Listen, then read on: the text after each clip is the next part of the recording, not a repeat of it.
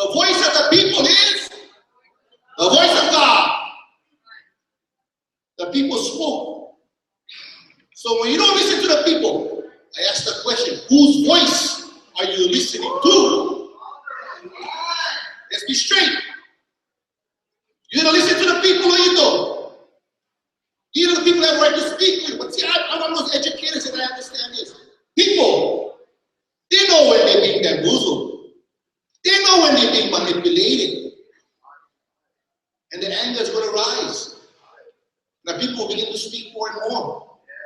You know, because you cannot hide the truth from the people. You know, as Bob Marley said, you know, half the truth has never been told. Now you see the light. Stand up for your right. Okay, moving on. So this idea of air. See, this is a fraud right here. Who created this commission? The state legislature. Who appointed the commission? Governor Abercrombie. And we all know those guys are great friends for Hawaiians. See, you judge people for not what they say, but what they do. What has Abercrombie's policies have been for Hawaiians? But one of a settler, one of a benefactor, one of an exploiter. The state legislator, not any better. So let's make sure we have the right perspective. When people say, "Oh, but you know, but maybe there's," I always say, you know, I'm not into the maybes. I believe in the people. I believe in the people. I believe in the people. Why Kaori-Lei? This is an example. This is the Oha settlement. You know, they say birds of a feather flock together. You see John Wahi in the chair of Kaori-Lei, Clint Machado, former chair of Office of Wine Affairs, Governor Abercrombie, all having a big smile. And you must wonder yourself, what's going on in this picture? What is this happiness about? I mean, Abercrombie looked like he's there orgasmic or something going on in there. And I know he's not a friend to our people. So why does he push it? Well, what you guys say, you actually go up and look for yourself, and you can actually watch the film. But you're going to hear him talking about. And it kind of goes back to his view when he tried a few years back, which was the Public Lands Development Corporation, or the so-called PLDC. And the basic idea was we're going to take the control of the lands from the Department of Land and Natural Resources and have this created, appointed corporate entity who was going to decide who they're going to lease all the Hawaiian lands to. As if, again, that's beneficial to our people. So the idea in Abercrombie's hands and those like Abercrombie has always been, whether it's the bankers or the corporate heads or the military, was to further exploit our lands and resources to fatten their pocket at our expense. This is Abercrombie. Land in Hawaii is money. What I'm talking about here is ceded land. Ooh, think about that. Land that belonged to the kingdom and was ceded to the republic. I mean, right there we know that's a false statement. The Hawaiian kingdom never ceded control of the Hawaiian kingdom. 1.9 million acres of land, 43% of the land of Hawaii was never ceded by the Hawaiian kingdom. And then to the state. These are examples. This is Maui. Look at those lands in Maui. Now, take a look at Olowalu area. I just told you the story. Yeah, look at South Maui. These lands are part of the government and crown lands that we never gave consent to the taking. Lanai. You know, they tell you the story. All of Lanai is owned by this private owner. Well, let me tell you, you see those two yellow ahupua'a. Both of those ahupua'a are Hawaiian crown lands. Crown lands that the Hawaiian kingdom never gave consent to. And in fact, let me just tell you, I did my own research. I can't even figure out how they got the lands. There's some funky court cases in 1908, 1910, and somehow they transferred it. Because we know up through the overthrow, through the territorial Hawaii period, those lands are still under lease. Lease from who? The Hawaiian Kingdom. The question is, well, therefore, how does the Hawaiian Kingdom, or who represented the Hawaiian Kingdom, to pass? So this whole mythology about, I forget the name of the new so-called owner, he doesn't own the whole island. And the green you see, that's actually Hawaiian government land. Molokai also has been crowned. And you notice that other lands are part of the watershed areas where the water comes from. Now, I never made up these maps. Again, these are maps actually from the Kingdom period. We talked about this in the Kingdom too. John Henry Clark, one of the great African philosophers and historians, said, to hold the people in oppression, you have to convince them first that they're supposed to be oppressed. See, that's the issue. My question to all of us here, have we been convinced that we want to remain as an oppressed people, as a dominating people? Do we want to remain in this condition? Huh? How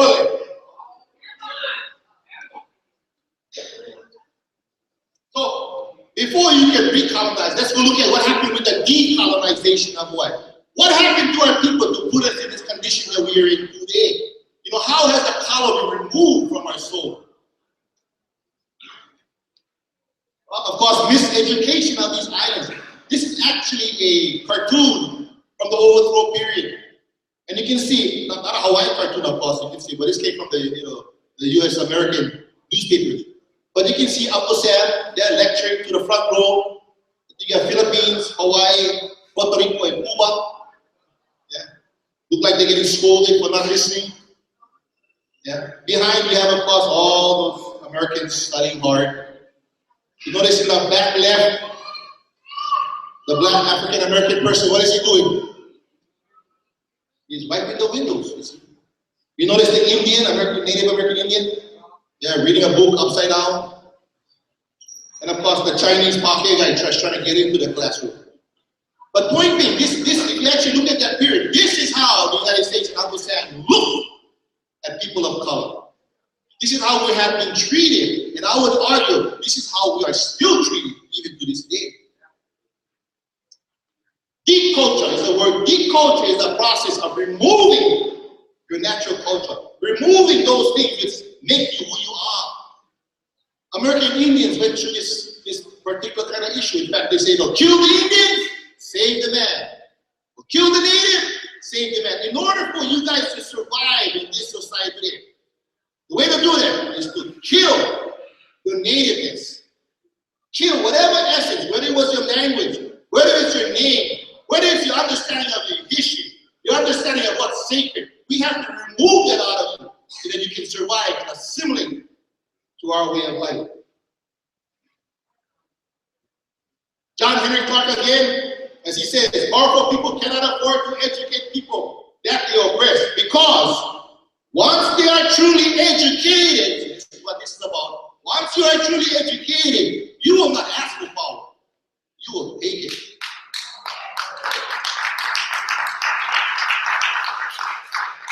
Now, this is actual Department of Education policy they went on board in 1959. And the idea, of course, was to transform a Stone Age folk people. Now, what did I just tell earlier about a story? What was Hawaii like during the Hawaiian Kingdom era? Huh? What about our literacy rate? We weren't Stone Age people who had to learn to become literate from the state of Hawaii.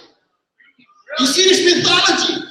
They create this idea in 1959. You Hawaiians, you guys wasn't too sharp. You don't really like education, so we gotta teach you about education. You see, but when you're educated in Hawaii, you realize that's not the true story. We are very educated people.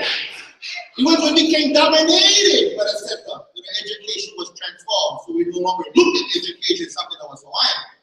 But we come to learn and think of education as something that's not good and valuable for our people. I mean, coming to the same thing, but again, you can look at the process of education here. And it's really about the agenda of the powers to be. If you get the fourth one, in which we are now, in the strengthening of U.S. mainland cultural values. This is the DOE. What is education about? But to make you think and act like somebody from Iowa. To make you feel and believe you just like the person from Iowa. And then, again, like I said, George Washington was the father of your country. So the whole basis was also to create this false identity of our people via education. Political myths, very powerful. I wish I could do a whole night talking about political myths. But we've been so bombarded by these images and false history that we start to believe. And we watch the Ten Commandments, and you see Yul Brynner, and you see Charlton Heston, and you think, well, Moses must look like Charlton Heston. Let me tell you, Moses did not look like Charlton Heston. As you can see, even in National Geographic, that's what the pharaohs look like in Egypt. It's the myth of discovery. We get told, right? Columbus came across the ocean, landed upon this new world, did a prayer, bent his knee, put on a flag, and he discovered millions of people who have actually been living there thousands of years. And we still use that language today. People still talk about, and I may just share this story. Once I went to do a talk in Washington. And I went out to the audience, and there were a bunch of Hawaiians in the audience, and the first question I asked was, who discovered Hawaii? This guy stands up and says, Captain Cook, 1778. And I said, what school did you graduate from? Kamehameha Kapalama. I told him, you had a great education. But think about that. Obviously, this guy is bright. But yet, he fails to even see his own people's history in his world. He actually believes that we were discovered as if we were like the rocks, animals, and trees waiting to become human. See, that is self-hatred being taught. That is a denial of your own identity. That is made to believe somehow you only became a human after Captain Cook arrived. And then history began as our people. So what is history? Let me just, one of the things I always say, history is past politics, and politics presents history. The time between politics and history is key. So anyone knows, I don't have to talk politics, I just talk history. My agenda is political. My tool is teaching history.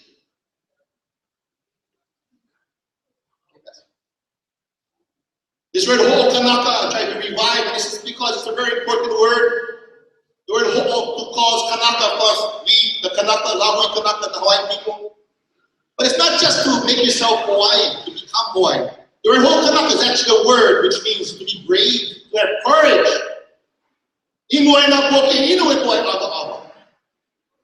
Ho'okanaka, in fact, the word ho'okanaka, if you look at the royal guard in the Hawaiian kingdom, that was their motto that they had sold on the sleeve, which was to be courageous. So our generation, all of us here, we, parents, grandparents, and kids, is our generation that has to ho'okanaka. If we are going to survive 10 generations, 40 generations, 100 generations in this island, we cannot not be ho'okanaka.